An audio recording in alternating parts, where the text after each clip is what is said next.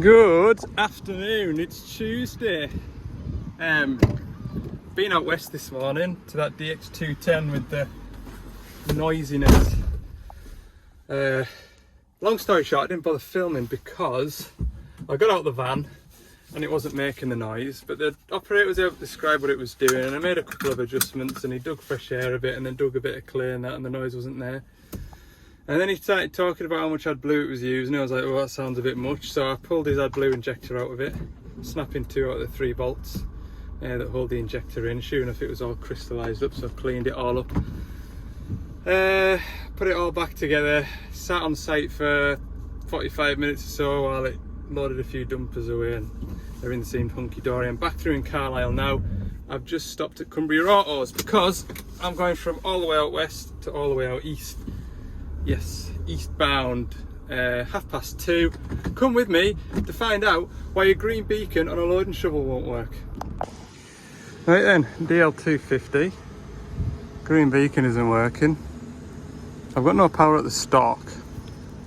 My seatbelt clicker's working if I disconnect that. Put the light on the dash. Now the green beacon on these machines, it's that long since I've PDI'd them, I can't remember. But obviously the machine recognises that you're wearing the seatbelt. I'm pretty sure it's half wired for a green beacon and we have to add wires in to make it go up to the top. Or something like that. I've checked all the fuses, they're fine. There's no aftermarket wires of ours running up this stalk here. It goes up out to the roof, which I was hoping to see. So I think I'm going to have to go up to the roof and see what colour wires I'm looking for. Yeah, so this is where the green beacon wiring comes out the roof. And there's a bit of twin core here, so it must... I don't know what this is in here. What's this in here? I might do the unthinkable and poke a hole in that red wire, see if I've got power there. What, 24 volts there. So that last bit of wiring is shot, knackered, kaput. Flipping heck, I wish I didn't rip the whole cab out. But in my defence, that orange cover was over all of this and everything looked nice and tidy. Goes to show you, doesn't it? So my thought process was, no power up here. Where's it getting its power from? We'll go back down to the bottom. So I thought I'll take that back panel off and there'll be some twin core wire that looks like that spliced into something, and I'll check the power there and then work my way up or back. That's my thought process anyway. Anyway. What's that gonna be? 213s, we'll pull this stalk off. I'll switch the machine off. I'll double check I've got an earth. And then just run a fresh bit of twin core in. Okay, that's the cabin back together. I've got some tools. I'll take that pole off. I'll just jump in here and switch the ignition off. Oh, I made that more complicated than I needed to, didn't I? I had good intentions. There's another join there I've found, so yeah, I don't know. I think I'm going to replace it from here, and I'm probably going to put a Deutsch plug on here, and then this can be disconnected. Second thoughts, I could just plug it back on. The reason why I'm making this more complicated than it ever had to be was because people, believe it or not, folk have already had a look at this. Unbelievable. Right, I am just going to put a fresh bit of wire right up through here, because there's a join there, there's a connection there, there's another connection there. Let's just have one connection there and one connection there. Less to go wrong, less water to get into some of these joints, less chance of me having to come back and do the job in 12 months time. Right, there we go. I've got one piece of wire now from here all the way up to here. It's all plugged in. That can go on there. Go and try it. Ah, isn't working. I need that to light up. Oh, wobble the beacon about. That's often the case, isn't it?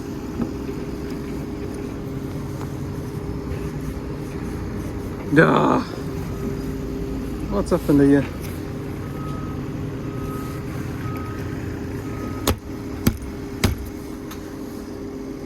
No, hang on a minute. There, flipping thing. Oh, jeez, oh, I couldn't write it, could you? One of the new crimp-on connectors that I fitted.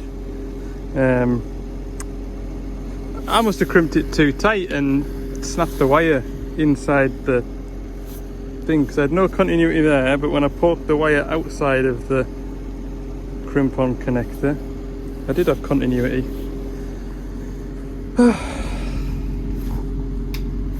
Bullseye. Right, put this roof cover back on and got all the way back home. A funny old job, isn't it? Ah. Well, that's 2 outlying jobs done today anyway. At least I've got 2 done. Wednesday morning. Looking a bit, nah. I think it's to rain most of the day. But it might not be down south. South Cumbria, that is.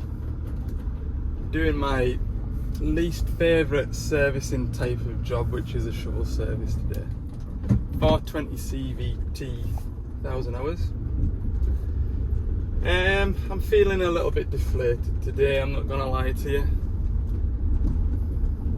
Driving back from the northeast yesterday, the van had a couple of hiccups. Just the same as the week before. Just while it's pulling uphill, just decides, too much effort, I'm gonna go slow.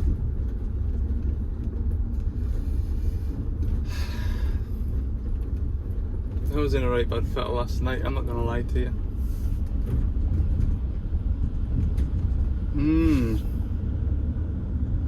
Anyway, I'm gonna get the week and Monday, I think it's gonna need a bit before I let this go again.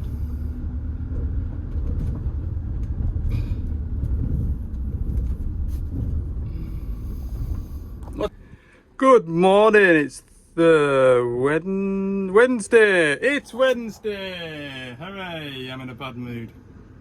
After I left here yesterday, I was driving home. Going up a dual carriageway, cruise control set to 60-ish miles an hour. The van died of death. I did it again. And it's done it again this morning on the way down here. We're in South Cumbria. I've got this 420 CVT to service. I need to be finished by 3, it's 11:30. I've been here since 10:30, but no sooner had I got here, started to unpack, I had to leave site because they were doing a big blast, blowing up the hillside. So, might as well have had another hour in bed. Anyway, it is a fairly straightforward visit. There is an engine management light on the dash. That is for this VGT turbo. The motor cannot move. So the turbo's fine, it's spinning, but the bit that alters the geometry of it can't move it, and it's probably seized up. I have had some luck in the past pulling this off, freeing it up, and it's lasted about a month. They're very expensive, these.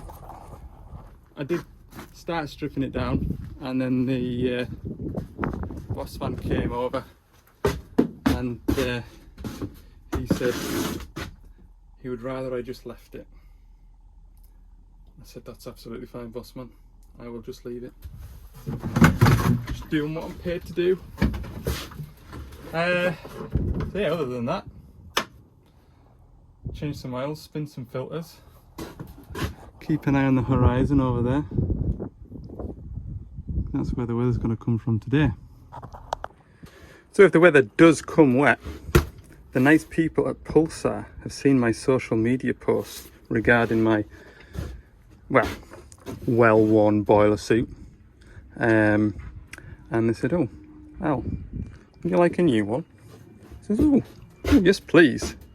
Now, honest truth, I was going to keep that boiler suit going until the end of summer and then have a fresh one for the winter time. And I was going to replace it like for like, because I've had 3 of those boiler suits now. I do really like them. They're lightweight, they're comfortable to wear in the summertime, you don't get too hot, they keep the rain off you, and in the winter time you just put an extra jacket on, put that boiler suit on, and you dry. And that is the main thing when you're doing this sort of work. Out in the elements, you've got no kind of escape from the weather. I mean, look, this is a perfect example. There isn't a shed anywhere to go and hide in. So yeah, I do recommend those boiler suits. I'm not getting paid to say that by Pulsar. It's very generous of them to get in touch and offer to send me out a replacement, and that is greatly appreciated. And also as well, if I was replacing that boiler suit, it wouldn't have came out of my pocket anyway. I would have got in contact with the stores department and they would have quite happily got us a fresh one. So it is of no benefit to me telling you that it's good if it isn't, and that's the honest truth. Alright, I do genuinely like them. Right, I feel like I've done an advert there, and I don't really want to be one for doing adverts, but you know, credit where credit's due and all that. Right, let's knock that oil off, get a fresh drum in there, and we can spin some filters. First filter done.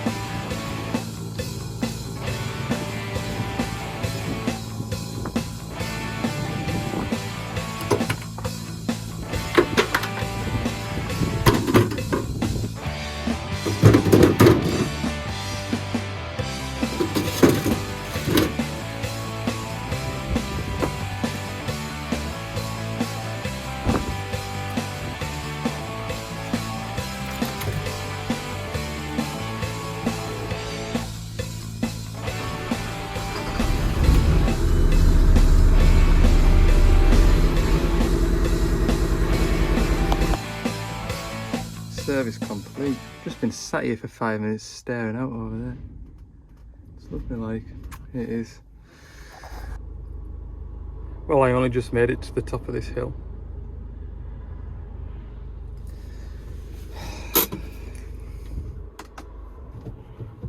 Turn it off. Turn it on again. Tell you what I noticed, I was sat at some temporary traffic lights, and I don't know whether you'll hear it with all these cars going by. I'll try it in the van. I'll be quiet, hang on.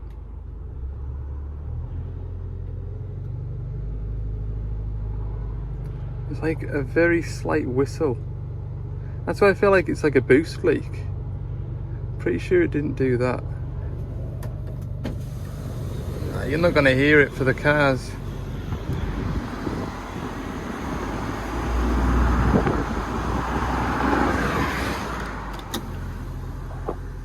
I do feel like it's a Jubilee clip needing nipped up, or a pipe needing clicked into place or something.